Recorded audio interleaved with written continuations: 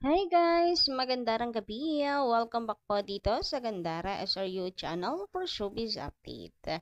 Andito na naman nga po akong muli, nagbabalik ang nagmamaganda po ninyo kachismosang Kimpaw upang maghatid sa inyo ng latest update and fresh happenings patungkol kay Kim Chiu and Paul Avellino. Yun nga lang, medyo sad ang atin pong update ngayong gabing ito. Nako, ang sakit po sa puso, parang nakakatamad nga po mag-update kapag ganito yung nababasa natin. Hoy, hindi ready ang puso ko sa mga ganitong balita. Grabihan yun and for sure kayo rin.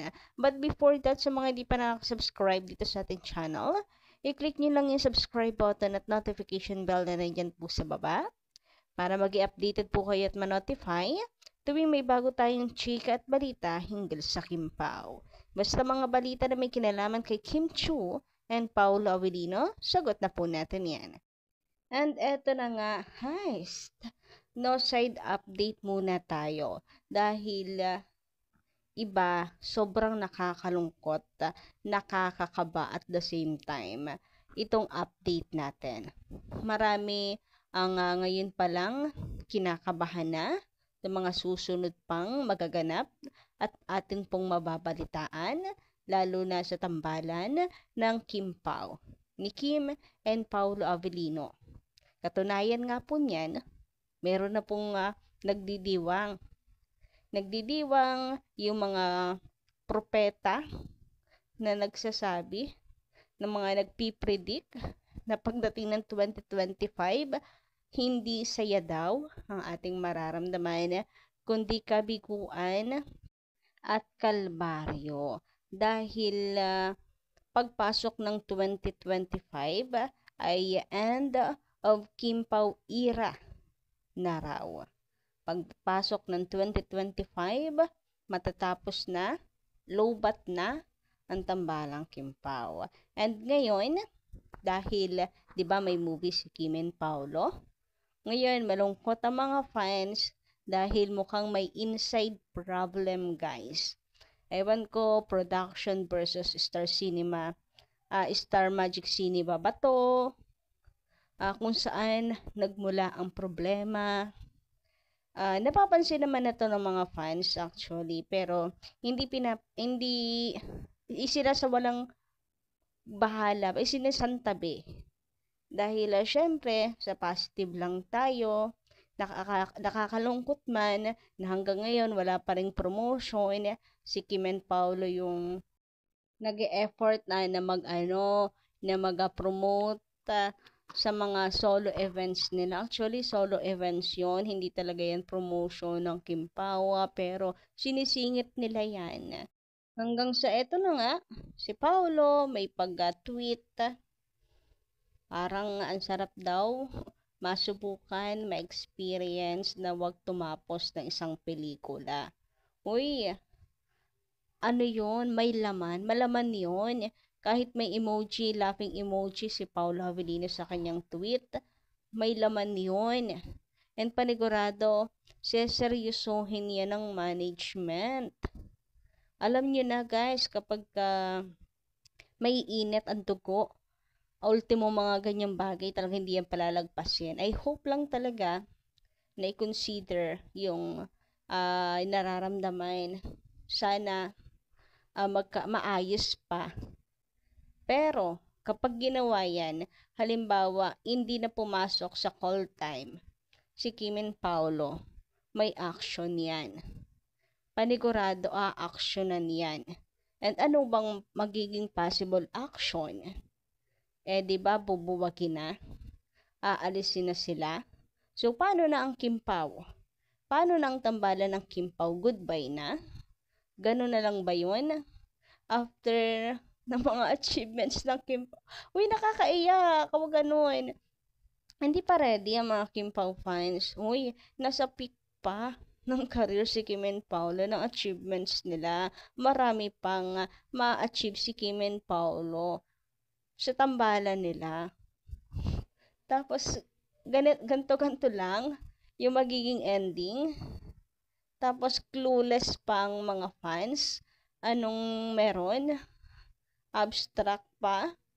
Hindi alam yung pinag-ugatan? Mga be, ang pangit naman, bakit ganon? Pangit ang pasok ng 2025. Kasi first time ko maano si Paulo na parang ganyan, mainit talaga yung ulo para mag-post siya sa social media niya. Hindi siya abot sa ganyang punto na hindi po nagtitiis, nagtitimpe ng basta hindi aabot sa ganyang punto si Paolo Avellino nang wala lang. Eto nga Ayan, naman na to ng balita ngayon ng mga Kim Pao fans. Hoy, ano na to, pulutan to ngayong gabi. Ewan ko tayo nung nakaraan. Hindi tayo makatulog dahil sa sobrang saya or natutulog tayo ng nakangiti. Pero ngayon mukhang hindi makakatulog dahil sa pagkabalisa at pagkalungkot. Sabi dito, tinanggal na nga o tinanggal na rin ni Paulo daw yung bio at collab sa SC Star Cinema about sa movie nilang My Love Will Make You Disappear. Hoy, bakit? Nag-disappear na rin. Magdi-disappear na din ang Kim Pao. Magdi-disappear na. Hoy, ayoko mag-isip ng negative. Anyway, if ever may pagbabago man, andito pa rin nakasuporta sa inyo.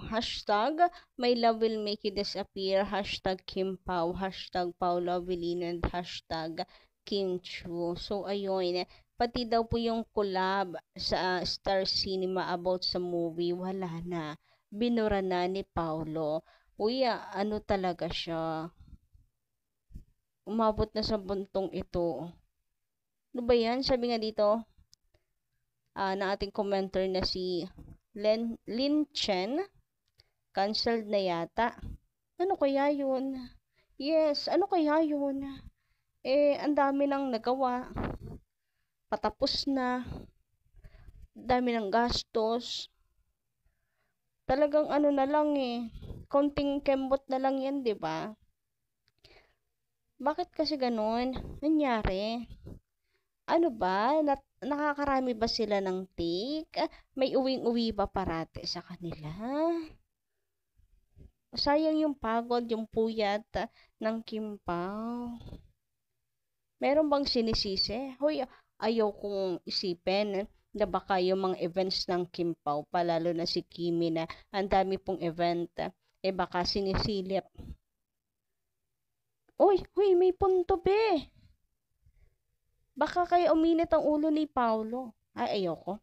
Ayoko mag-isip ng ganyan. No way. No. Mahal nila, of course. Bankable star nila yan. Lahat tayo dito haka-haka, kuro-kuro pa lang dahil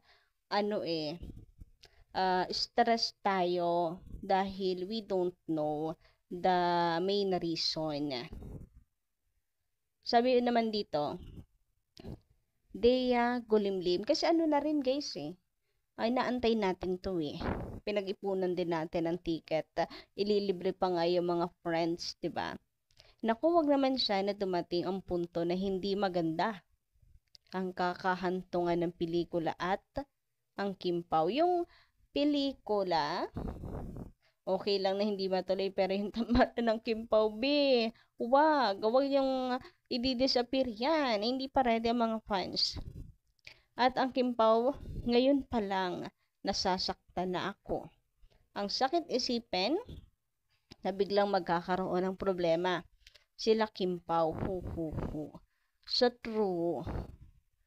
Parang ngayon lang din ata ito nangyari talaga.